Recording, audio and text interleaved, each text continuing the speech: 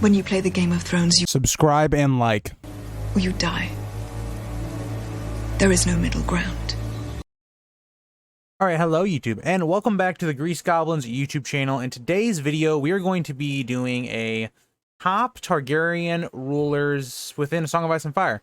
So there's actually 17 on here, so it's going to be a little different than my normal top 10 videos. So give this video a lot of love. Took in a little bit of an extra research just to make sure I knew all my information about most of these kings. And before we get into the video, if you guys would like to see more of these list type videos, suggest them in the comments for me. Let me know what you guys want to see. And also subscribe, like, and comment for more videos like this in the future. So starting out number 17. Actually, before we get into number 17, I do want to say the Targaryens, for the most part, are awful rulers. That's something I didn't realize when I was going into this video. For the most part, outside of like the top 4 to 5 range, they have really bad rulers. So yeah, keep that in mind as we go into this list. Number 17, the Mad King. I feel like this one's pretty obvious. I'm not going to spend too much time on this one because this is the one most people know about. And he's kind of like cruel. Like he's like Maegor the Cruel. He's cruel. He does stupid things. He is the one that leads to the downfall of the Targaryen family in general. And also, even the good parts of his realm was really because of Tywin, not because of the Mad King. So I put him at 17. You maybe can move him up 1. Maybe there's an argument for him being maybe 1 or 2 higher because of just how bad the next few ones are going to be. But yeah, let's get into them. So number 16, we have Maegor the Cruel. Now, Maegor the Cruel, if you're nicknamed Maegor the Cruel, you're a bad king. He in general was very cruel and so misliked. He also struggled to bring any type of peace to the realm, as there was a civil war during his basically tenure. So seeing that, there was nothing good about his reign. Literally nobody was happy with him. And yeah, going on to number 15, we have Viserys I. So if you don't know who Viserys I is, this is actually the king we are going to see in the new show House of the Dragon. That he is the king just before A Dance with Dragons.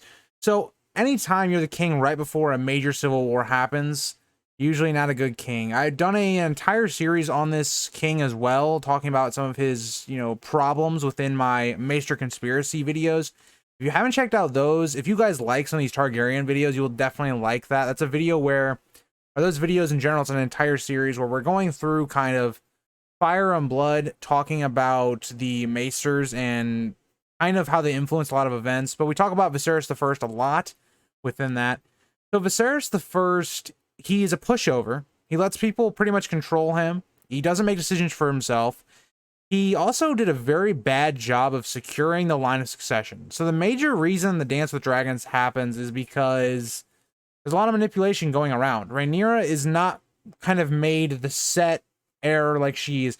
Like she is way back before, Viserys gets married the second time. And then he kind of just goes, yeah, she's still the heir. Yeah. Like he doesn't forcefully say that this is the heir. He could have avoided so many problems. And what was one of the biggest reasons the Targaryens ended up losing power, because that event cost them the dragons. So at number 15, Viserys will stay there. Number 14, Aegon IV. Well, Aegon IV is another king where, because of him, wars and rebellions happen in the future. So Aegon IV more or less legitimizes all of his bastards and makes it to where the Blackfire rebellions are going to be a problem for the next, future kings, and still kind of plaguing the story now with, if you believe that Aegon in the current story is Fagon and is actually a Blackfire, which is what I believe. He is the reason that really was a big thing and that happened. Also, another side note to talk about in his reign, he had a lot of corruption. He really didn't listen to anyone. A maester basically told him that his wife was going to die if they had any more children. He didn't care blatantly, and his wife died because of it. So, Aegon IV, not really a good dude, and yeah. Daeron I. This is going to be someone that only ruled for 4 years, so that's a big reason why he is down here so far. But the other big reason is his whole thing was he wanted to complete Aegon's conquest, and he tries to kind of conquer Dorne. It kind of works, And then the Dornish all rise up against him and overthrow all of his work of conquering Dorne, and he ends up failing.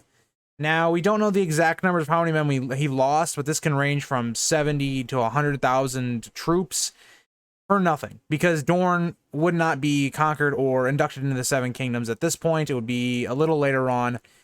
But yeah, Daeron I did really nothing that great in his entire 4-year reign. Baelor the First was a very religious man. He really was more of a septon that was made a king. He didn't really care about ruling, in my opinion. He was so religious that he locked his wife and basically her sister, or their sister, away to preserve their innocence, which is very weird. And he eventually ended up dying because he didn't eat. Now, the only good thing I can say that he did during his reign, which puts him a little bit ahead of these other kings because they were so bad, was he did actually make peace with Dorne. This is not when they are inducted into the Seven Kingdoms, but he made a peace with them because of, you know, their actions. So that is why Baelor the First comes in at number 12. Number 11, this is going to be Aerys the First. Now, what I can say that was good about Aerys the First was he successfully put down a Blackfire rebellion. But again, his reign was filled with these bad things, like his economy wasn't great. They had poor trade. There was a plague and sickness that was during, you know, his reign, as well as just the crime and the amount of bandits that were on the loose at this point, as well as the Greyjoy reaving that really he didn't look to stop, really kind of destroys his reign because of that, all those conflicts. Now, Aegon II, another king we talk about in the Maester conspiracy videos, he was a very bad king when it came to Reconstruction. Because we have this whole thing where he's king during the start of the Dance of the Dragons, and then he's not because Rhaenyra takes the throne, and then he comes back at the end of this and he rules for a very short amount of time.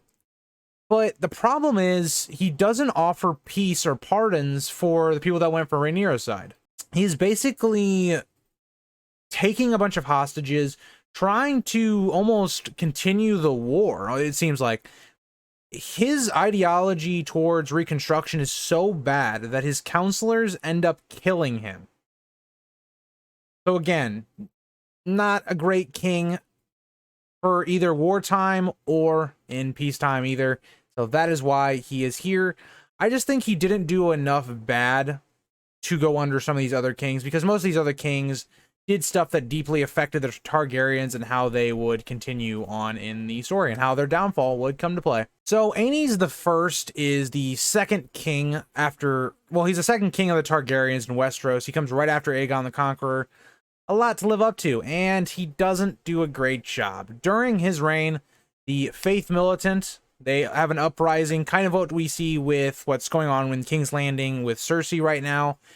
And also there's just a ton of warfare and rebellions at this point. So not a great job from Jaehaerys II. Or not Jaehaerys II, sorry. Aenys the First. But again, his actions did have lasting effects on the Targaryens, but not as bad as I would say most of the kings below him. So that is why I have Aenys the First at number 9. Number 8, we have Jaehaerys II. Now, Jaehaerys II didn't do a lot. He is the king that we see right before the Mad King. He wasn't king for very long, but the only things of noteworthy that we know of is he won the War of the Nine Penny Kings, which in everyone else's eyes ended the Blackfires, but again, we're not really sure if that's true. It's really that they ended the male line at this point, we think anyway. So Jaehaerys II just didn't really do anything too bad, which is why he's here in the middle of the pack. Now, number 7 is Aegon V. Now, Aegon V has a lot of bad and a lot of good things. Aegon V is a mixed bag. We have, you know, him being really the big thing of Summerhall. I've done a whole video on that. Terrible event where a lot of his family is killed off, including himself. The economy during his reign was really not good. There was, you know, a number of factors that went into why that was. A drought and other things. But again, not great in that area as well. But the good things about Aegon V was that he cared about the poor. He passed a lot of different reforms that helped them. But again, with all this being said, he had a terrible image from a lot of the nobles and stuff because he was kind of actively working against them. So Aegon V did not have a good image. He did some bad things, but he had some good ideas, just maybe not the best way to execute it. Now, number 5 and number 6, I'm going to loop together because really we didn't have a lot for either of their reigns. Aegon III is number 5 and Maekor I is going to be number 6. Maekor I we don't know a lot about, and we don't really know anything of too good that he did or anything too bad that he did. And for a Targaryen king, that's pretty good because every king under him has done something really bad. So I gave him number 6 because of he didn't do anything too bad. Aegon III is the king, right? After we have Aegon II, who is poisoned by his counselors, Aegon III rules, and eventually you find out his brother actually is alive, but at this point, they didn't know that. So Aegon III comes into power.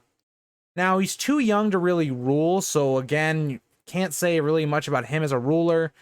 Even when he does eventually come into rule, he doesn't particularly like it that much, and the only knock I can say on Aegon III is he didn't like dragons.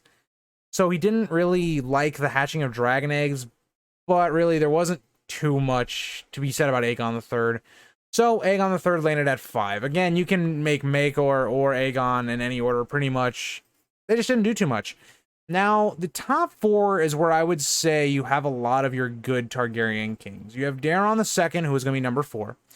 And the big thing for him was he has to follow in his father's steps who didn't like him. Aegon IV, who was Daeron II's father, kind of set up him for failure. We have the Blackfire Rebellion that's going to happen because of him legitimizing all of his children.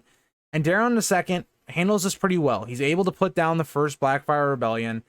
And what's really good is not only is there a lot of peace in his reign after this point, he also is the one to bring Dorne into the 7 kingdoms and officially makes them part of Westeros culture at this point, making them the 7th kingdom. And that's something that a lot of people tried to do before him and no one was able to do. So big ups to him. And there wasn't a lot negative about him as well. So really good king and one of the few ones for the Targaryens that were good.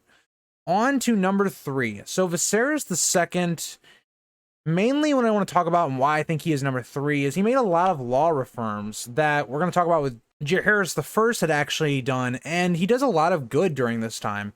He also looked to increase a lot of the trade in the across the narrow seas, which had really not been a big thing up until Viserys II. He also had a relatively peaceful reign as well, which is something that is very important and something that is really cool. Coming in at number 2, Aegon the Conqueror reminds me a lot of, if you're an American, George Washington, the first president or the first king for the Targaryens, where he kind of set a precedent or you know what I mean, of what a Targaryen king should be. And he didn't do a terrible amount when it came to ruling. He was more trying to conquer, even when he was made king, with trying to finish out, the back parts of his life, trying to conquer Dorne, which he was never able to do. But this is the guy that unified the, kingdoms besides Dorne and did a lot of good, not really a lot of negative. So that is why he is at number 2. But number 1 is going to be Jaehaerys the Conciliator. I think that's how you say that.